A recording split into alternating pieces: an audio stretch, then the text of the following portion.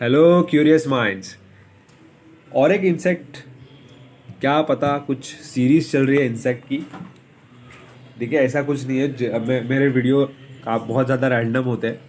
मैं जो चीज़ मुझे मिल जाए उस पर वीडियो बनाता हूँ। और ख़ास तौर पर ऐसी इंसेक्ट्स या ऐसे वाइल्ड लाइफ जो हम डेली लाइफ में एनकाउंटर करते हैं।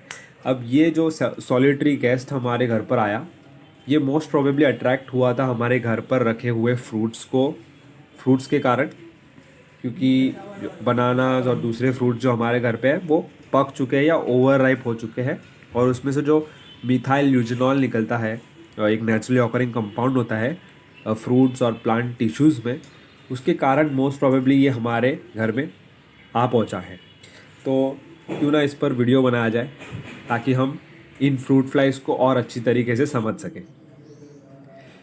अब ये जो फ्रूट फ्लाई है ये बैक्ट्रोसेरा स्पीसीज़ की एक फ्रूट फ्लाई है जो कि टैफ्रिटिडे फैमिली के अंदर आता है। एक फीमेल फ्रूट फ्लाई को आइडेंटिफाई करना मेल से बहुत आसान है। मैं आपको बताता हूँ। आप इनके रेयर साइड पर आप देखोगे कि एक ओविपोजिटर आपको देखने मिलेगा जो कि अंडों को इंसर्ट करता है फ्रूट की स्किन में छेद करके। ये जो हमारा सब्जेक्ट है जो मेरे घर पर आया है, ये उसके पीछे आप देखोगे तो ओविपोजिटर की सुई मौजूद नहीं है। तो मुझे ऐसा लगता है, आई am not an expert, but most probably ये मेल हो सकता है। ठीक है, फीमेल फ्रूट फ्लाई के अंदर एक ओविपोजिटर मौजूद होता है। अब बैक्ट्रोसेरा की बहुत सारी स्पीसीज हमको देखने मिलती है। To pinpoint the species मेरे लिए मुश्किल है। Again I am not an expert on this insects, entomologist नहीं हूँ मैं। लेकिन हाँ, बैक्ट्रोसेरा स्पीसीज़ है। और बैक्ट्रोसेरा की कुछ कॉमन स्पीसीज़ जो इंडिया में देखी जाती है, जैसे कि बैक्ट्रोसेरा डोर्सालिस, जिसमें transparent wing, lemon spots on thorax और ब्राउन कलर देखा जाता है। हम फ्रूट फ्लाइज को 3 ब्रॉड कैटेगरीज में डिवाइड कर सकते हैं: बैक्ट्रोसेरा, सेराटिटिस और डाकुस। ठीक है, इन 3 ब्रॉड कैटेगरीज में हम फ्रूट फ्लाइज को डिवाइड करते हैं। अब बैक्ट्रोसेरा जो ये जीनस है फ्रूट फ्लाइज का, ये कॉमनली इनको हम टैफ्रिटिड फ्रूट फ्लाइज कहते हैं।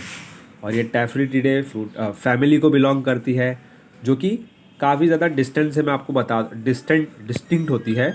मैं आपको बता दूं, हमारी रेगुलर फ्लाइज जो कि डिप्टेरा है, हनी बीज जो हाइमेनॉप्टेरा है।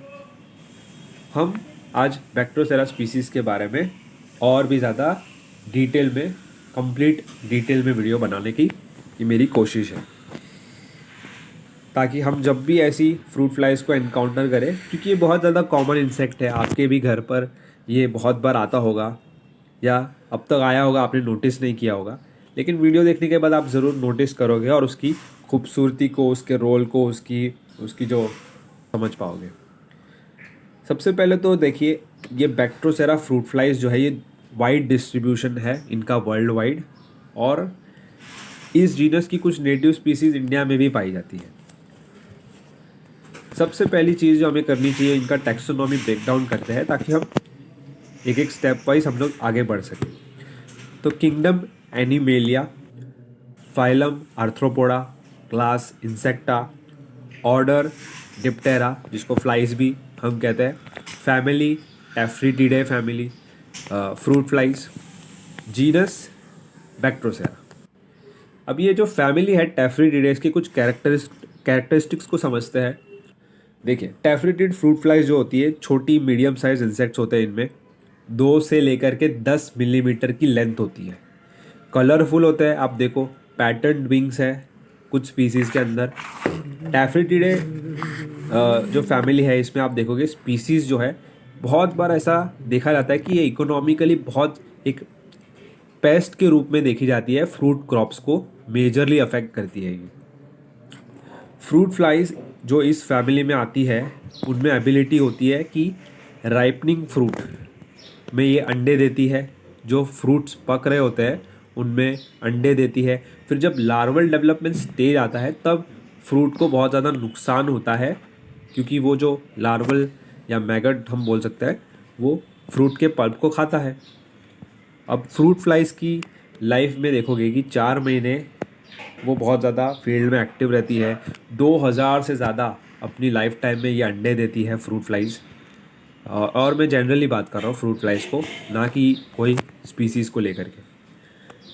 और इनको ज़्यादा फ्रीक्वेंट मेटिंग की भी ज़रूरत नहीं पड़ती है, इसलिए एक पेस्ट के तौर पर इनको देखा जाता है और मैनेज करना बहुत मुश्किल होता है, ऐसा मैंने समझा है या जाना है।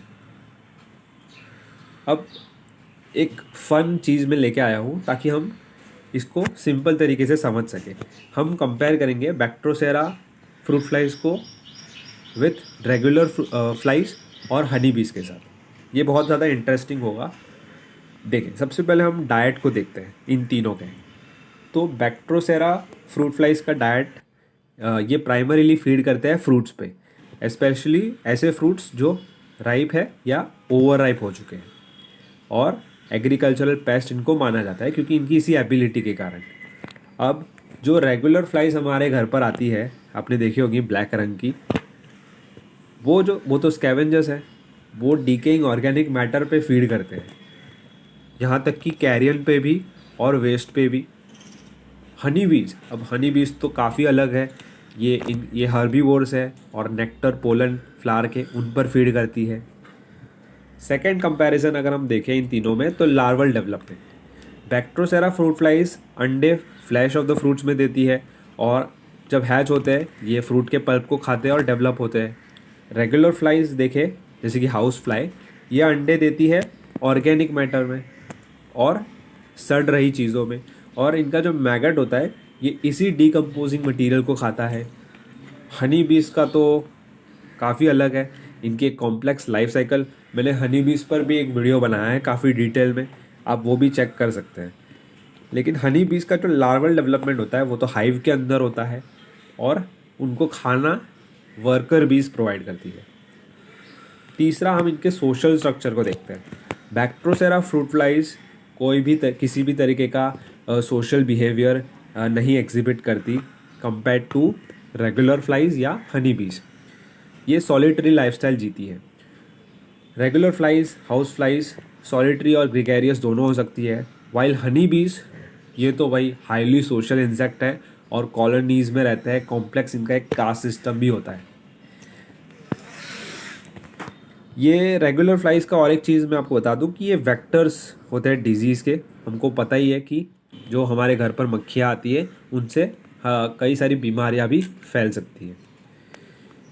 अब हम आते हैं अपनी बैक्ट्रोसेरा स्पीसीज़ पर।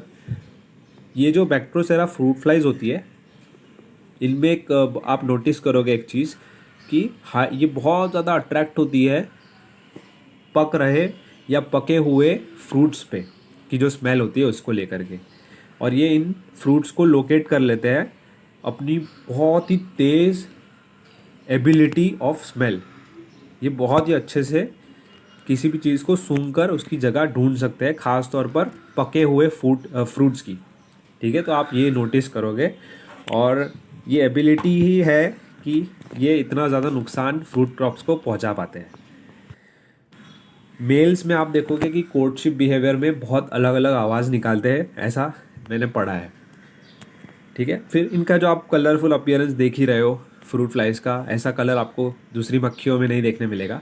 इसके पीछे का कारण यही है कि देखो, एक पर्पस ये अपोस्मैटिज्म का सर्व करता होगा, जहाँ पर ये अपने पोटेंशियल प्रेडेटर्स को डराने के लिए या बताने, एक वार्निंग के तौर पर कि मैं टॉक्सिक हूँ या अनपैलेटेबल हूँ, ये बताने के लिए हो सकता है।